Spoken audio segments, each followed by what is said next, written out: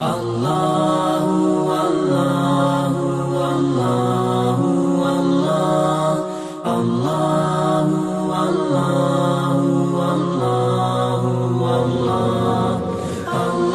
الرحمن الرحيم. نحمد الله العظيم ونصلي على رسوله الكريم. أما بعد، فأعوذ بالله من الشيطان الرجيم. بسم الله الرحمن الرحيم.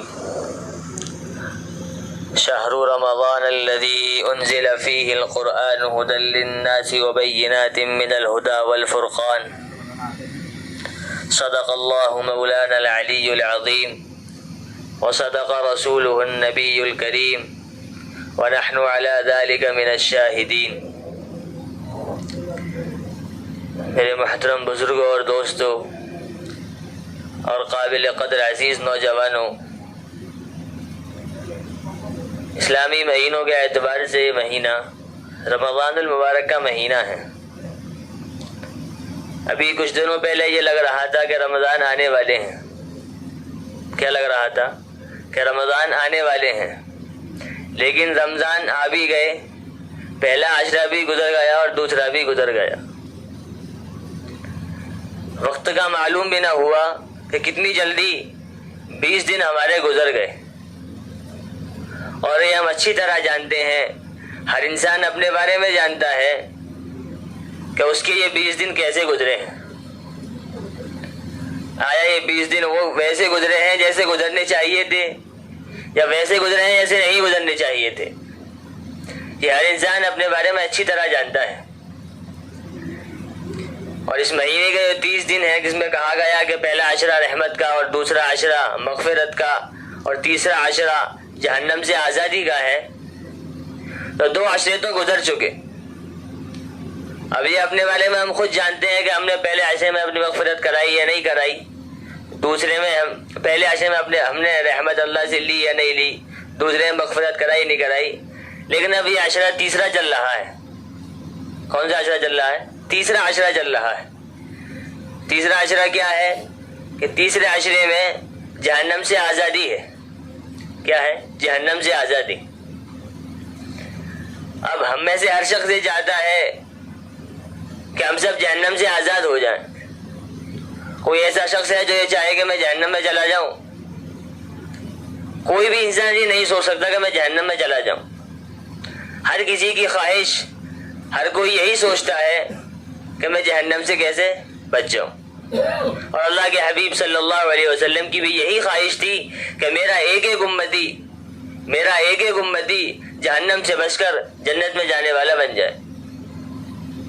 جب ہمارے نبی یہ سوچ رہے ہوں تو پھر ہماری سوچ کیا ہونی چاہیے؟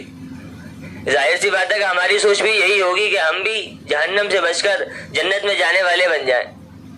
اس طریقے سے ہم اچھے اعمال کریں کہ ہم جنت میں جانے والے بن جائیں.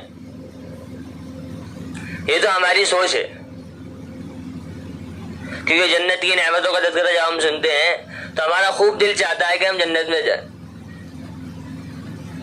اور پھر آگے اللہ نے اس مہینے میں ایک چیز اور فرمائی جسے اعتکاف کہا جاتا ہے. کیا کہا جاتا ہے؟ جسے اعتکاف کہا جاتا ہے. لیکن اعتکاف کے بارے میں جب دیکھا جاتا ہے کہ لوگوں کا دھیان اس سے بہت دور ہوتا چلا جا رہا ہے، مطلب کوئی آدمی فوراً تیار نہیں ہوتا کہ میں اعتکاف میں بیٹھ جاؤں گا. بہت زبردستی کی جاتی ہے، بہت زبردستی کے ساتھ تیار کیا جاتا ہے کہ تم اعتکاف میں بیٹھ جاؤ. تب جا کر وہ کہتا ہے کہ ٹھیک ہے میں اعتکاف میں بیٹھ جاؤں گا. لیکن اکثر یہ دیکھا گیا ہے کہ لوگ اس چیز سے بہت کتراتے ہیں، گھبراتے ہیں کہ مطلب 10 دنوں کے لیے ایک جگہ بیٹھ جانا، مسجد میں ہی رہنا، مسجد سے باہر نہ جانا، صرف اللہ کی عبادت میں لگے رہنا، فالتو کام نہ کرنا، لغو بات نہ کرنا، بیکار باتوں سے پرہیز کرنا، لا یعنی باتوں سے بچنا. انسان ایک دم گھبرا جاتا ہے کہ میں یہ سب کیسے کروں گا، اس لیے پھر اعتکاف سے گھبراتا ہے. حالانکہ حدیث پاک میں آیا ہے کہ جو شخص اعتکاف کرتا ہے اللہ رب العزت اس کے پچھلے تمام گناہ معاف فرما دیتے ہیں. کہ جو شخص اعتکاف کرتا ہے اللہ رب العزت اس کے پچھلے تمام گناہ معاف فرما دیتے. اور ایک روایت میں آتا ہے وہ جناب کریم رسول اللہ صلی اللہ علیہ وسلم نے فرمایا کہ جو شخص اعتکاف کرتا ہے اللہ رب العزت اسے 2 حج اور 2 عمرے کا ثواب عطا فرماتا ہے. کتنے کا؟ 2 حج اور 2 عمرے کا. ذرا سوچئے ہم لوگ ایک حج کرنے کے لیے کتنا پیسہ خرچ کرتے ہیں؟ کرتے نہیں کرتے؟ عمرہ کرنا ہو حج کرنا ہو کتنا پیسہ خرچ کریں گے, اس کے بعد کتنے دنوں میں نمبر آئے, اور نمبر آئے بھی یا نہیں آئے اس کا بھی کوئی پکا معلوم نہیں ہوتا. لیکن وہ ثواب اللہ تعالیٰ ہمیں 10 دنوں میں دے رہا ہے. وہ ثواب اللہ تعالیٰ ہمیں 10 دنوں میں دے رہا ہے, جس میں ہمارے پیسے بھی خرچ نہیں ہو رہے اور کچھ نقصان بھی نہیں ہو رہا, بلکہ ہمارا فائدہ ہی فائدہ ہے. ہم وہاں جائیں گے, کتنے پیسے خرچ ہوں گے, اس کے بعد ہمیں نمبر آیا بھی یا نہیں آیا, ان سب چیزوں میں پورا وقت لگتا ہے. لیکن اگر انسان اعتکاف کر لے, صرف 10 دنوں کی بات ہوتی ہے, زیادہ دن کی بات نہیں, صرف 10 دنوں کی بات ہے. اگر انسان اعتکاف کر لے تو اللہ تعالیٰ اسے یہیں بیٹھے بیٹھے 2 حج اور 2 عمرے کا ثواب عطا فرما دیتا ہے. کہ جناب محمد رسول اللہ صلی اللہ علیہ وسلم کے بارے میں آتا ہے کہ اللہ کے حبیب جناب محمد رسول اللہ صلی اللہ علیہ وسلم نے جب سے اللہ کے نبی صلی اللہ علیہ وسلم کو اعتکاف کا حکم ملا اس کے بعد سے آپ نے کبھی ناغہ نہیں کیا اعتکاف کا. اس کے بعد سے آپ نے کبھی ناغہ نہیں کیا. وہ تو ہمارے نبی تھے, پھر ہمارا حل کیا ہونا چاہیے؟ ہمارا حل بھی تو یہی ہونا چاہیے جو ہمارے نبی کر کے چلے گئے, ہم بھی وہی کام کریں کہ اللہ کے حبیب صلی اللہ علیہ وسلم اس امت کو جس سطح پر چھوڑ کر گئے تھے, جہاں پر چھوڑ کر گئے تھے, یہ امت اس سے بہت نیچے آ چکی ہے. اس امت کو دوبارہ اس سطح پر لے کر آنا ہے. اب تو کوئی نبی آئے گا نہیں. اس میں آیا کہ لو کان بعدی نبی لکان عمر, اگر میرے بعد کوئی نبی ہوتا تو وہ عمر رضی اللہ عنہ ہوتے. لیکن اللہ نے اپنے حبیب صلی اللہ علیہ وسلم پر نبوت کا دروازہ بند کر دیا کہ آپ کے بعد کوئی نبی نہیں آنے والا ہے. تو اب تو نبی آنے والے نہیں ہیں, اور اس کام کی ذمہ داری کس کے پاس ہے؟ پھر یہ کام کس کو کرنا ہے؟ یہ کام ہمیں اور آپ کو ہی کرنا ہے. جبھی تو قرآن میں ہماری تعریف کی گئی, کہا گیا کنتم خیر امۃ اخرجت للناس تأمرون بالمعروف وتنہون عن المنکر وتؤمنون باللہ, کہ تم بہترین امت ہو کہ تمہیں لوگوں کی رفع رسانی کے لیے بھیجا گیا ہے, کہ تم لوگوں کو فائدہ پہنچاؤ گے, تم سے لوگوں کو نفع ہوگا, فائدہ ہوگا, اس لیے تمہیں بھیجا گیا ہے, تمہیں نکالا گیا ہے. اور تم ایک اللہ پر ایمان رکھتے ہو اور اچھائی کا حکم کرتے ہو اور برائی سے روکتے ہو. یہ صرف ہمارے بارے میں کہا گیا. اگر ہم ہی اپنی حقیقت کو, اپنی ذمہ داری کو, اپنے احساس کو نہیں یاد رکھیں گے تو پھر کون کرے گا؟ کہ صحابہ کرام نے تو اللہ کے نبی جو کہہ گئے اس کام میں فوراً لگ جایا کرتے تھے. ہمارا حال تو اتنا برا ہوتا چلا جا رہا ہے, کوئی ہم سے کہہ دے ٹھیک ہے صاحب کر لیں گے, لیکن کرنے کا بالکل بھی دل نہیں کرتا.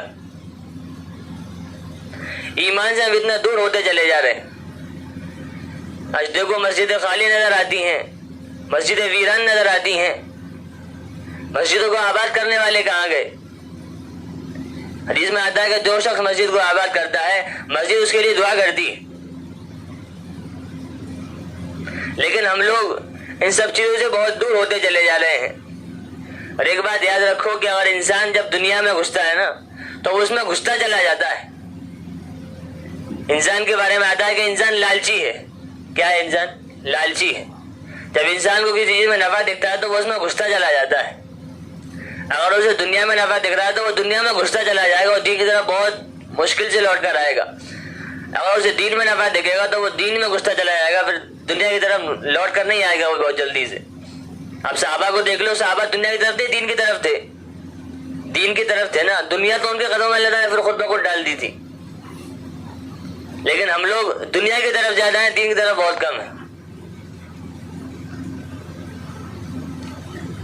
تو اس لیے ہمارے اوپر جو حالات ہیں وہ ہمارے اعمالوں کی وجہ سے ہیں. رمضان کا مہینہ چل رہا ہے, 20 دن گزر گئے, ہمیں اس بات کا احساس بھی نہیں ہے کہ ہمارے 20 دن کیسے گزر گئے, کہاں گزر گئے, کہاں گزرنے چاہیے تھے, کہاں نہیں گزرنے چاہیے تھے.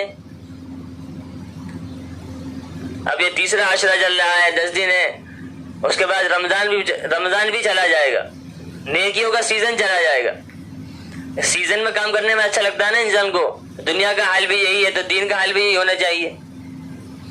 دنیا کا حال تو جب انسان کا کوئی کام کرنے والا ہے اگر سیزن میں اس کا کام چل رہا ہے تو وہ بہت محنت کے ساتھ پوری توجہ کے ساتھ اس کام کو کرتا ہے. پھر وہ کھانے کو بھی نہیں دیکھتا, پینے کو بھی نہیں دیکھتا, اپنے وقت کو دیکھتا نہیں کہ میں کتنے بجے کھا رہا ہوں کتنے بجے نہیں کھا رہا, بس وہ کام میں لگ جاتا ہے اپنے. اسی طرح میرے پیاروں یہ دین کا سیزن چل رہا ہے, نیکیوں کا سیزن ہے جس میں اللہ تعالیٰ فرض کو 70 فرضوں کے برابر کر دیا, ایک نفل کو ایک فرض کے برابر کر دیا. تو ہمارے لیے کتنی خوش قسمتی کی بات ہے, کتنی خوش نصیبی کی بات ہے. لیکن ہم لوگ اپنے وقت کو ضائع کر دیتے ہیں, برباد کر دیتے ہیں, اس چیز میں نہیں لگاتے اس میں لگانا چاہیے. انسان اس رمضان میں بھی وہی گناہ کرتا ہے جو غیر رمضان میں کرتا ہے. کچھ لوگ کہتے ہیں کہ اس مہینے میں تو شیاطین کو قید کر دیا جاتا ہے, تو پھر انسان گناہ کیوں کرتا ہے؟ انسان گناہ کیوں کرتا ہے؟ تو فرمایا کہ جب انسان اور شیطان, انسان کا جو دل ہے نا, شیطان اس کے ساتھ لگا رہتا ہے, پورے 11 مہینے لگا رہتا ہے اس کے ساتھ شیطان. تو 11 مہینے میں وہ دل کے ساتھ ایسا تعلق اور ایسا ربط بنا لیتا ہے کہ شیطان کو جب 1 مہینے کے لیے قید کر دیا جاتا ہے تو 1 مہینے یہ دل شیطان کا کام کرتا ہے, یہ دل شیطان کا کام کرتا ہے. کوئی اچھا انسان کسی برے انسان کے ساتھ رہے تو کچھ دنوں بعد یا تو صحیح انسان اچھا, برا انسان صحیح ہو جائے گا یا صحیح انسان بھی برا ہو جائے گا. صحبت کا اثر پڑتا ہے نہیں پڑتا؟ یا تو برا انسان صحیح ہو جائے گا یا صحیح انسان برا بن جائے گا. وہی حال دل کا اور شیطان کا ہے کہ نفس جو ہے, نفس شیطان اور نفس جب ایک ساتھ رہتے ہیں تو 11 مہینے میں ایسا تعلق اور ربط بن جاتا ہے کہ شیطان کو جب 1 مہینے کے لیے قید کر دیا جاتا ہے تو نفس اس شیطان کا کام کرتا ہے. لیکن جب شیطان ساتھ میں ہوتا ہے تو بہت بڑے بڑے گناہ کر لیتا ہے, جب شیطان ساتھ میں نہیں ہوتا چھوٹے چھوٹے تو گناہ کر ہی لیتا ہے. اور اس مہینے کے جو روزے فرض کیے گئے تھے, دیکھیے اس مہینے کی برکت بہت عجیب ہے کہ اگر کوئی انسان گٹکا کھانے والا ہو, سگریٹ پینے والا ہو, بیڑی پینے والا ہو, شراب پینے والا ہو, اگر اسے روزہ رکھنا ہے تو وہ صرف اللہ کے لیے صبح سے لے کر شام تک بھوکا پیاسا سب کچھ برداشت کرے گا, صرف اللہ کے لیے. اور یہ صرف رمضان کے مہینے کی خصوصیت ہے, رمضان کے مہینے کی برکت ہے, آپ کسی اور مہینے میں یہ کر نہیں سکتے. کوئی انسان گٹکا کھانے والا ہو اگر اسے روزہ رکھنا ہے تو وہ صبح سے لے کر شام تک اس گٹکے کو چھوڑے رکھے گا. کہ جو انسان 1 منٹ کے لیے نہیں رہ سکتا گٹکے کے بغیر, 1 سیکنڈ کے لیے نہیں رہ سکتا, وہ انسان 14 گھنٹے 16 گھنٹے کتنا رہ لیتا ہے صرف اللہ کے لیے. اس مہینے کی برکت نہیں تو پھر اور کیا ہے؟ آپ کسی اور مہینے میں رمضان کے علاوہ غیر رمضان میں یہ کر دیکھا نا تو آپ سے رہا نہیں جائے گا, آپ سے برداشت نہیں ہوگا, آپ فوراً اس چیز کو کریں گے جو کام آپ کا دل کہہ رہا ہے. یہ تو اس مہینے کی خصوصیت اور برکات ہے کہ جو انسان بالکل بھوکا نہیں رہ سکتا وہی پورے گھنٹے پورے دن بھوکا رہ لیتا ہے. یہ صرف اس مہینے کی خصوصیت بتائی گئی اور برکات بتائی گئی. لیکن ہم پھر بھی اس رمضان کو یوں ہی گزار دیتے ہیں. اب یہ رمضان 10 دنوں کے بعد چلے جائیں گے تو بہت سے لوگ بہت خوش ہوں گے کہ رمضان چلے گئے, بہت سے لوگ بہت زیادہ غمگین ہوں گے کہ رمضان چلے گئے. جو زیادہ خوش ہونے والے ہیں وہ اس بات پر خوش ہوں گے کہ ہم تو غیر رمضان میں ہی ویسے تھے اور رمضان میں ویسے تھے, تو اس سے ہمارے پر کیا فرق پڑا, آئے یا جائے کوئی فرق نہیں پڑا. غمگین ہونے والے شخص اس بات کا غمگین ہوں گے کہ نیکیوں کا سیزن تھا وہ ختم ہو گیا, نیکیوں کا سیزن تھا وہ ختم ہو گیا. اب ہم غیر رمضان میں اگر ہم 1 نیک کام کریں گے تو ہمیں 1 کا ہی ثواب ملے گا, 70 کا ثواب نہیں ملے گا. جبکہ رمضان میں کیا ہے کہ اگر 1 نیک کام کرو گے تو آپ کو 70 کا ثواب ملے گا. غیر رمضان میں صرف 1 کرو گے تو 1 ہی ملے گا. 1 فرض نماز پڑھی ہے آپ نے تو 1 فرض نماز کا ثواب ملے گا. اگر آپ نے 1 نفل نماز پڑھی ہے تو آپ کو 1 نفل نماز کا ثواب ملے گا. اگر آپ وہی نفل نماز وہی فرض نماز اگر رمضان میں پڑھیں گے تو آپ کو 1 فرض کا 70 فرض کے برابر ملے گا اور 1 نفل کا 1 فرض کے برابر ثواب دیا جائے گا. تو جو غمگین شخص ہوں گے نا کہ رمضان چلے گئے, وہ اس بات پہ غمگین ہوں گے کہ ہمارے نیکیوں کا سیزن چلا گیا. ہم نیک عمل کریں گے لیکن ہمیں اتنا ہی ثواب ملے گا جتنا ملنا ہے. اگر ہم یہ نیک کام رمضانوں میں کرتے تو اس کا ثواب بڑھا دیا جاتا. اس کے بعد رمضان کے آخر میں صدقہ فطر کے بارے میں کہا جاتا ہے کہ صدقہ فطر دینا ہے. کیا دینا ہے؟ صدقہ فطر. صدقہ فطر کیوں دیا جاتا ہے؟ صدقہ فطر کیوں دیا جاتا ہے؟ اس کی دو وجہ علماء نے بتائی.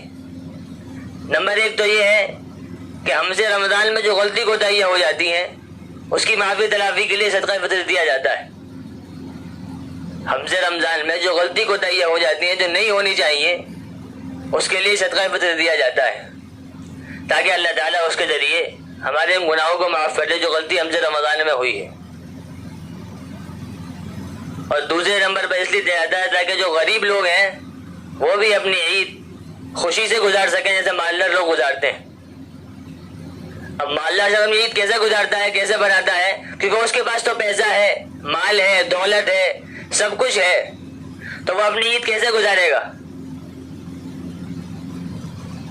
ظاہر سی بات ہے وہ اپنی عید اچھی طرح گزارے گا، خوشی کے ساتھ گزارے گا جس طریقے سے اسے گزارنی چاہیے. اچھے کپڑے پہنے گا، اچھا کھانا بنائے گا، سب سے ملے گا، ہر جگہ چلا جائے گا کیونکہ اس کے پاس پیسہ ہے، مال ہے، دولت ہے، سب کچھ ہے. لیکن غریب وہ اپنی عید کیسے گزارے گا؟ عید تو ایک خوشی کا دن ہے مسلمانوں کے لیے، تو اپنی عید کیسے گزارے گا جب اس کے پاس پیسہ نہیں ہے، مال نہیں ہے، دولت نہیں ہے؟ تو اپنی عید کیسے گزارے گا؟ نہ تو وہ اچھے کپڑے پہن سکتا، نہ ہی وہ اچھا کھانا بنا سکتا، نہ وہ اپنے بچوں کے لیے کوئی اچھے کپڑے لا سکتا، نہ اچھا کھانا کھلا سکتا. تو اس لیے اللہ رب العزت نے سب کا خیال رکھتے ہوئے صدقہ فطر کو جو کہا گیا ہے کہ صدقہ فطر دیا جائے گا، وہ اس لیے دوسرے نمبر کی جو وجہ ہے وہ یہی ہے تاکہ غریب لوگ بھی اپنی عید اچھی طرح گزار سکیں. تاکہ غریب لوگ بھی اپنی عید اچھی طرح گزار سکیں. اب صدقہ فطر دیا کتنا جائے گا؟ صدقہ فطر کتنا ہوتا ہے؟ فرمایا انتظام نے کہ صدقہ فطر ایک آدمی پر 2.25 کلو. کتنا؟ 2.25 کلو گیہوں، لیکن احتیاطاً 2 کلو کر دینا چاہیے. احتیاطاً 2 کلو کر دینا چاہیے. آپ دیکھ لیں کہ 1 کلو گیہوں کی کتنی قیمت ہے، اسی حساب سے 2 کلو کے حساب سے سب لوگ اپنا اپنا پیسہ نکال. جو گھر کا بڑا ذمہ دار ہے اس کو چاہیے کہ وہ اپنے بیوی بچوں کے، اپنے پورے گھر کے پیسے نکالے، اور اس کے بعد کسی غریب کو جو محتاج ہو، ضرورت مند ہو، اسے دے کر آئے. یہ تو آج کل کا پیسہ کبھی ایسے ہی چلا جاتا ہے، جو ضرورت مند نہیں ہے وہ بھی لے جاتے ہیں. اس لیے پوری تحقیق کے ساتھ جب ہمیں تحقیق ہو گئی یہ آدمی ضرورت مند ہے، اسے ہم پیسے دیں گے تو ہمارا پیسہ ضائع نہیں ہوگا بلکہ صحیح جگہ لگے گا، تو ایسے آدمی کو دے کر آئے. اور اس نے فرمایا کہ جو انسان مالدار ہے یہ تو ان لوگوں کا حال ہے جو مڈل کلاس کے لوگ ہوتے ہیں کہ انہیں صرف 2 کلو کے حساب سے پیسے نکالنے ہیں.